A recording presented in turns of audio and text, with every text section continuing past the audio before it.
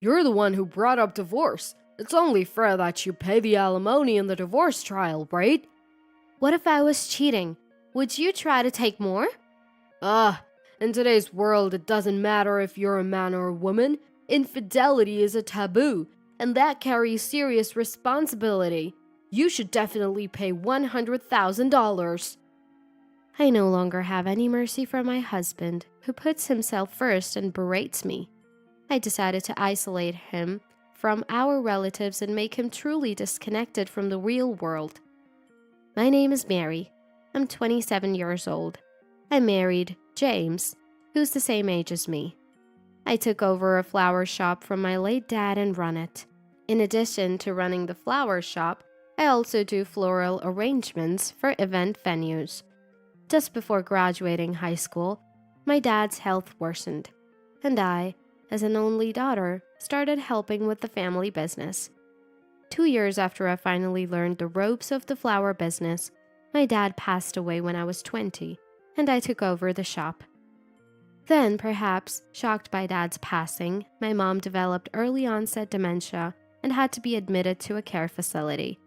However, at the time, individual flower shops that only sold fresh flowers were closing one after another. I had to earn enough not only for the shop but also for my mom's care facility fees, which worried me greatly. That's when I remembered my dad's will. Challenge yourself with something new every day. So when I took over the shop, I incorporated floral arrangements into the business, which wasn't very common at that time. I met my husband James through these floral arrangements. I was 22 when I handled the floral arrangements for the founding anniversary party of James's company. James was working in the general affairs department then and was in charge of the event's venue decoration. During the meetings for the venue decoration, I grew to appreciate James' sincere attitude. Thanks to our meticulous planning, the event decoration was well received and the party ended successfully. After the founding anniversary party, James confessed to me on our way back. Mary, would you want to go out with me? I said yes to his proposal and we started dating. After dating for about 2 years, we got married. But actually, when James proposed to me, I initially turned him down. I'm running a business on my own. Plus, even though my mom is in a care facility, she needs frequent visits for her dementia care. I can't do household chores, and would be a burden to you, James. So, I can't marry now. I turned him down because I couldn't do household chores well and didn't want to burden him. So I said I couldn't marry at that time. But James, I love you, Mary. If you're that busy, I'll take care of everything at home. Let's get married, he offered. I was so moved by this love that I agreed to marry him. However, about a month after we got married, James stopped keeping his promise to do all the household chores. I've been transferred to the accounting department. There's no way I can do housework. James started coming home late, saying he had more overtime. He often worked on weekends, and we barely saw each other.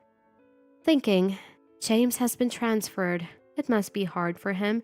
I need to do my part. I managed the housework in the little time I had after early morning purchases.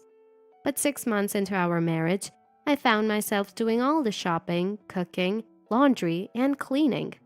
I reached my physical limit and was bedridden for about 3 days. Luckily, there were no flower arrangement jobs during those 3 days, so it didn't inconvenience the customers. Realizing this could lead to a significant loss for me, I tried to discuss sharing household responsibilities with James. What? I never signed up to be a house husband, and I'm swamped with overtime. Are you trying to kill me? There was no room for discussion, but I was at a risk of collapsing too. I've got more big projects, and I haven't been able to visit Mom at the care facility. Can you help out a little? James seemed so averse to this conversation he couldn't wait for me to finish. Anyway, I have no intention of doing housework. That's a woman's job, right? So just do it. He ended the discussion unilaterally with an illogical reason. This is nothing like the promise we made before getting married. I'm busy too. Despite feeling the injustice, I decided to continue the marriage for the time being. However, James's overtime and weekend work continued even after 2 years.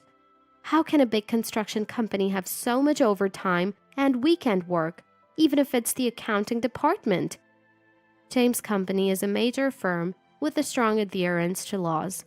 They shouldn't allow unreasonable overtime or weekend work beyond the legally defined hours. It's strange for a company to have such long overtime periods, right?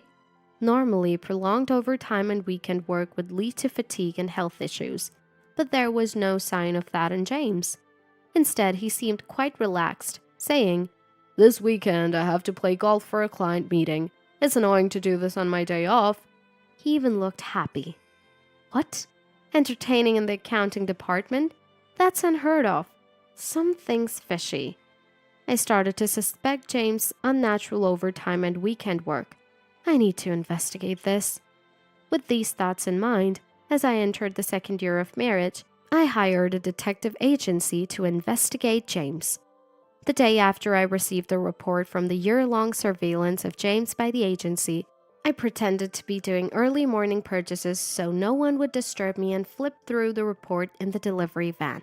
It contained some shocking facts. First, although James had been transferred to the accounting department, he was hardly doing any overtime. What the heck? This is completely different from what he told me. I collapsed from the exhaustion because of this. But more shockingly, the detective's report revealed an affair. James had been cheating with a university student named Jennifer, who worked part-time in the General Affairs Department, even before we got married. And this affair had continued even after our marriage. What? So he was meeting this Jennifer woman during his supposed overtime and weekend work? This is outrageous! According to the report, this Jennifer is currently 23 years old, a university student working part-time as an office assistant in the General Affairs Department at James's company. The enclosed photos showed her as not exceptionally beautiful, but fair-skinned and slightly plump, the kind of woman that seems to appeal to men. She's in a 4-year college and had to repeat a year once for playing too much. She's still job hunting while working part-time. This woman, she's not just young. James, this can't be true. The report continued. The relationship with Jennifer started about 6 months before James and I got married. And Jennifer continued the relationship even knowing James was married. Moreover, she had a boyfriend and was still seeing him. That... Hussy! I was trembling with rage as I read the report alone. Then came an even more shocking revelation. James had been driving me to my mom's care facility for visits. It was the only kindness I felt from him in his recent behavior. But even during those times when I was visiting Mom, James and Jennifer were enjoying their secret meetings in a hotel. To top it all off, the detective's report included audio recordings of their conversations. Hey, do you think your wife will bring up divorce soon? Yeah, she collapsed from overwork before, so she must be tired enough to bring divorce papers, right? So it's soon. I want to have a wedding abroad with the alimony we'll get. Yeah, where should we do it? Hawaii? Ew, that's so cliche. They must have been talking at some cafe. They betrayed me and planned to plunder the alimony from a divorce trial to fund their own marriage. The raw audio data conveyed the cruel reality more vividly than text, cutting deep into my heart. This can't be real. I never thought humans could be so greedy, cunning, and capable of such terrible things. I loved James for his sincerity. That's why this calculated and filthy act of betrayal hit me so hard that I was almost hyperventilating. As I curled up in the car until I could breathe normally, the sky that was dark when I started reading the report had brightened completely. I stared at the blue sky, so contrary to my turmoil, for a while. Once I had composed myself, I called my lawyer. After returning home, I immediately posted a temporarily closed sign at the entrance of my flower shop. When I went upstairs to the living area, James was in his pajamas, munching on toast and fiddling with his phone. James, I need to talk to you. What? On my precious day off? After reading the detective report, I noticed James's attitude towards me had completely changed. He used to be so kind. Now he's just a tyrant. What? Looking for a fight first thing in the morning? About our life together, James. I've reached my limit. Do you understand what I'm saying? The moment James heard these words, he smirked in a nasty way that I didn't miss. I'm a bit confused. Can you clarify? All right. To be more clear, I want to break up with you. At this, James not only didn't hide his smirk, but looked down on me arrogantly. So you're saying you want a divorce? James, unaware that I knew of his shoddy plans, eagerly jumped at the divorce I initiated. With his calculated approach, he demanded a division of property and alimony. Since Mary wants a divorce, of course, I need compensation. So for the divorce of property, I'll take this house, which is also the atelier and shop, the car, and half of the savings, which is $100,000. Plus for the alimony, another $50,000, and a restraining order with a $1,000 fine each time it's violated. While presenting the completed divorce papers, he said, You're the one who brought up the divorce. It's only fair that you pay the alimony in the divorce trial, right? The betrayal of the last 2 years and this inhumane behavior towards me caused me a headache and ringing in my ears. Stunned by the extreme treatment from my spouse, I whispered in my head, I'm tired, and then asked James one question. What if I was cheating? Would you try to take more? From a very condescending position, James retorted, Oh, yes. In this day and age, gender doesn't matter. Infidelity is forbidden, right? That's a serious responsibility. You should definitely pay $100,000 in alimony in the divorce trial. So, but I haven't cheated, right? Isn't this claim too high? Huh? I'm even making concessions here. You have been working right after high school, so you really don't know the world. That's why you have such a perception. It's your detachment from reality that always gives me chills and goosebumps. James's malicious words shattered my rationality. The tiny bit of affection I had for James in my heart transformed into a fiery rage. So, I don't need to show any mercy to this man. If I'm going to act, I'll do it thoroughly. With that thought in mind, I decided on my course of action. I resolved to socially isolate both my husband, James, and his affair partner, Jennifer, along with the people who raised them. First, I informed James that his demands wouldn't be met. Your demands won't be accepted, you know. First of all, the house is what I inherited from Dad when I was young, so it's not marital property. And the car is in the name of my company, so that's also not marital property. Do you understand? And just because you can't get shared property from me doesn't mean you can take all the savings. In fact, I should be the one receiving money since I've been paying for all our living expenses. What? So there's no rental income from the leased shop? No, but I've lived in this house for 3 years, so I should have residency rights. What are you talking about? Residency rights are something that comes up in evictions, not divorces. Are you thinking in terms of corporate housing since you were in the general affairs department? Damn it! My husband seemed like he wanted to say something, but he couldn't keep up and remained silent, biting his lip. And about me being out of touch with reality? Well, then what's this? I held up the photos collected by the detective agency over the past year, showing James and Jennifer's affair right in front of James. Wait, why do you have these? James's face, which had been flushed with anger, turned pale. I already know about your affair with this Jennifer woman since before our marriage. Even someone as delusional as you can understand this, right? Take some time to think about your next move.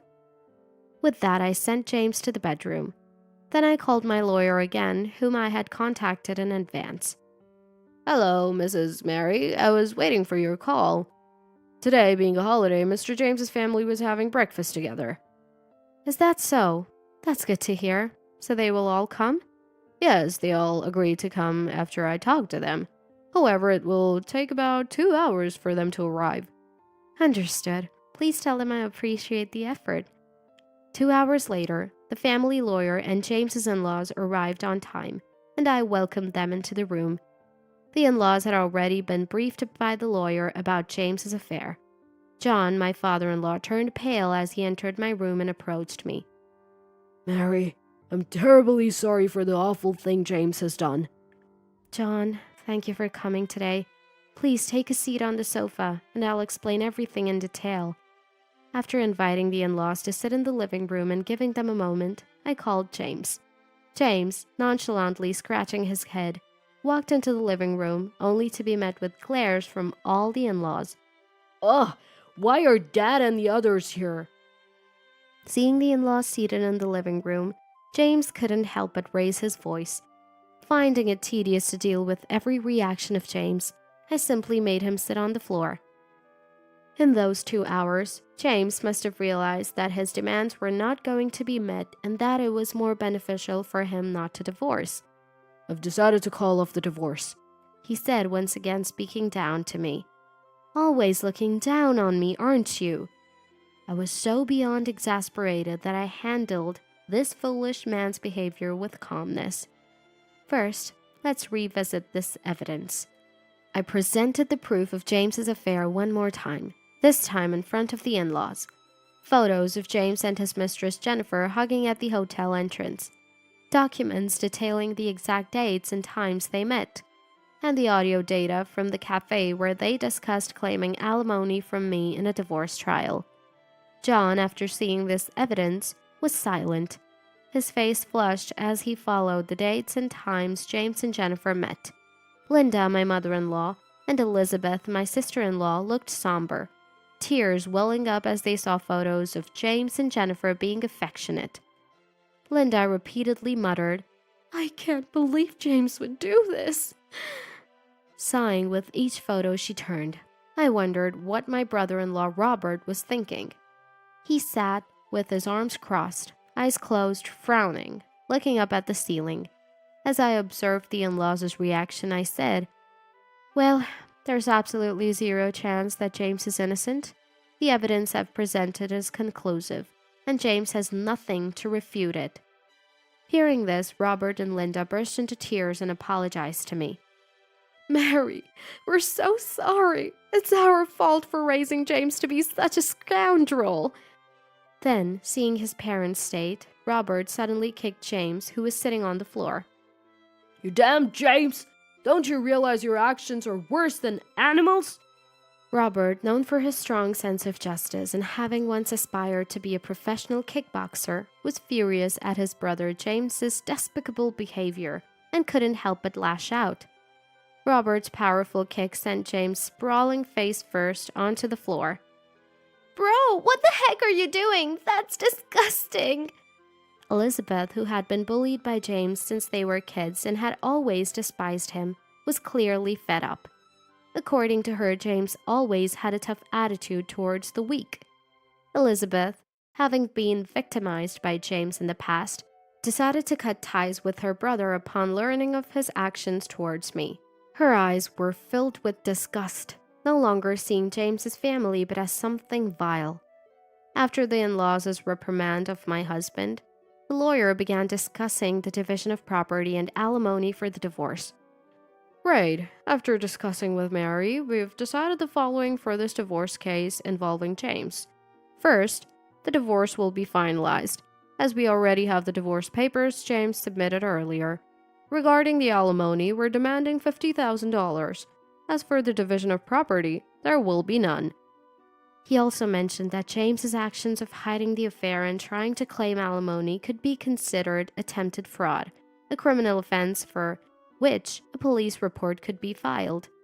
However, instead of filing a police report, we would settle for $50,000 in alimony. He informed James and his in-laws that if they didn't accept it, it would lead to mediation and a criminal lawsuit.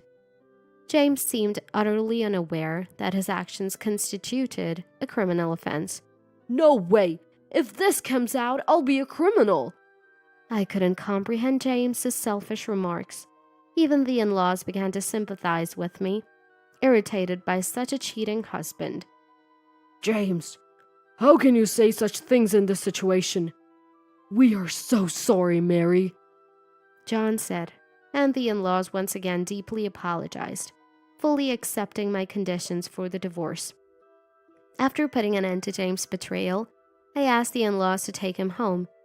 I wanted to throw salt at the defeated James as he trudged away, but I refrained out of respect for the in-laws. Then I discussed with my lawyer about Jennifer, James's affair partner. Despite being a university student, she had helped destroy another family. Moreover, in the audio data, Jennifer referred to me as a senile mother's annoying old lady and an unfortunate woman with only a high school diploma, ridiculing me with James. "Hey James, since we're divorcing anyway, let's get a lot of money from this old lady," she had said. Furthermore, the plan to extort alimony from me in the divorce trial was mostly Jennifer's idea, as revealed in the audio data. It's appalling how someone I've never met could plot something so terrible, I thought, my anger boiling over. I decided to take action against Jennifer, James's mistress. A few days later, after my lawyer surveilled Jennifer and informed me she had returned home, I waited nearby. Once her family was gathered, we met and approached Jennifer's house. The lawyer rang the doorbell, and Jennifer's mother hurried to the door, opening it with a fluster. "Hello, we need to speak with Jennifer and her family," my lawyer said, presenting his business card. "Wait, please, wait a moment." Jennifer's mom, confused by the sudden visit, asked us to wait and went back to consult with Jennifer's dad. Minutes later, she reappeared, reluctantly letting us in. Inside, the scenario unfolded much like with James. The lawyer laid out the detective's report on the table. Initially in denial, Jennifer's family eventually had to accept the overwhelming evidence. My lawyer then demanded $30,000 from Jennifer as alimony in the divorce trial.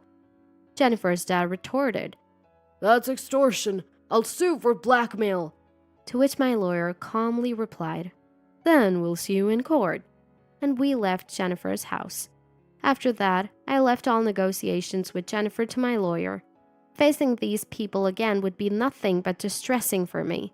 The day after, my lawyer received numerous calls from Jennifer's dad, not to apologize, but to negotiate a reduction in the alimony. My lawyer responded, "Mary's emotional damage cannot be measured in money. What's needed is your willingness to apologize. The very fact that you're trying to haggle over the alimony shows a lack of sincere remorse. If you continue with these unproductive calls, we ask you to refrain from contacting us." He sternly informed Jennifer's dad. Jennifer's dad must have realized the gravity of his actions, as he eventually managed to gather the $30,000 by selling his valuables and paid it by the deadline. Later, Jennifer, along with her parents, visited my lawyer to offer a profound apology. Jennifer was in tears, her makeup smeared from crying. Apparently, she was cheated on by her boyfriend, with whom she was having an affair with James.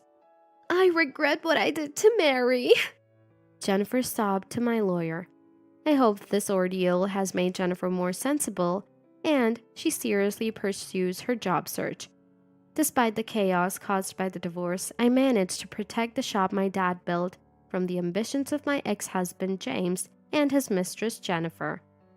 Now my days are busy with work and visits to mom, but I have more free time than when I was married to James.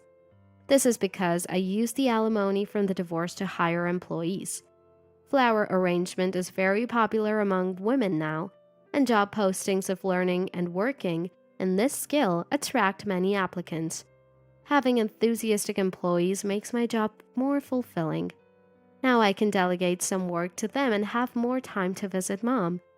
The staff, which started with just one person, has grown to a dozen. We regularly supply to a famous hotel, stabilizing the business. I'm truly happy now. By the way, my lawyer told me that after the divorce scandal, James and Jennifer got married following her pregnancy. However, it's unclear whose child she's carrying, as she was going back and forth between James and her boyfriend at the time. James was demoted at his construction company for disrupting the workplace order by having an affair with a part-time employee despite being married. His company, known for its high compliance standards, is unforgiving of such misconduct. One wonders how James will manage with a child on the way, but that's no longer my concern. As for my love life, I met a fashion designer at a flower design event for a fashion show, and we started dating. He knows about my past and says, there's no need to rush into marriage. We both value creativity in our professions and want to cherish that first. Indeed, in today's world, marriage isn't the only way to maintain a partnership. I'm not sure if it fits my dad's advice to challenge yourself with something new every day, but I value my relationship with him the most and want to continue walking together in life.